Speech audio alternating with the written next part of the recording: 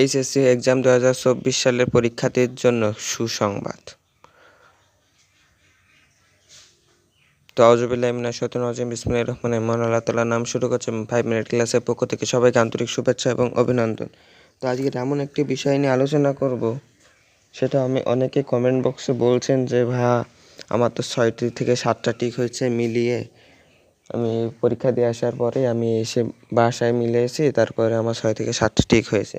তো আমার একটা ঘটনা আপনাদের মাঝে শেয়ার করছি। এক কথায়, আমি যখন এসএসসি পরীক্ষা দিয়েছি তখন আমি বাসায় এসে অঙ্কের টিক মিলিয়েছিলাম। কয়টি অঙ্কের টিক আমার 8টি হয়েছিল। আমি তো বহুত দুশ্চিন্তায় আমি মনে করছি এটা সাবজেক্টে ফেল। ওই সাবজেক্টের জন্য অঙ্কের সাবজেক্টের পরীক্ষা 2-3টা পরীক্ষায় আমার ওই টেনশনে আমার খারাপ হয়ে গেছিলো।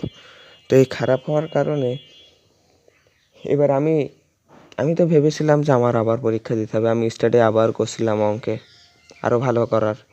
তো এবার আমি যখন এসএসসির রেজাল্টটা পেলাম তখন আমার এমসিকিউর টিক কয়টা হয়েছিল জানেন? যেটা 17টি টিক হয়েছিল। কয়টা? 17টি।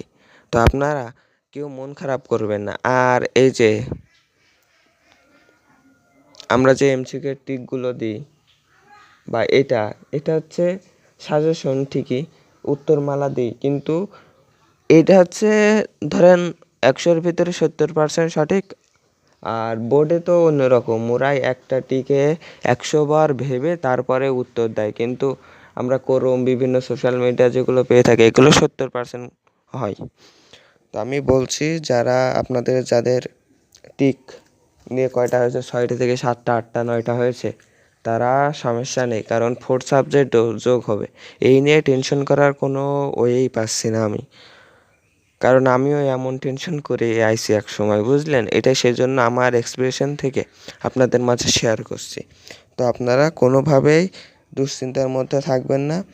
সবসময় আগামী পরীক্ষাগুলো ভালোভাবে দিন, এমসিকিউটা একটু ভালোভাবে দেওয়ার চেষ্টা করুন, এটাই আমার কাছে আশা। তো যাদের 6 থেকে 7টি ঠিক হয়েছে তাদের কোনো দুশ্চিন্তা করার কোনো ওয়ে পাচ্ছি না, কারণ 4th সাবজেক্ট যোগ হবে, যেটাই কম হবে, যেটা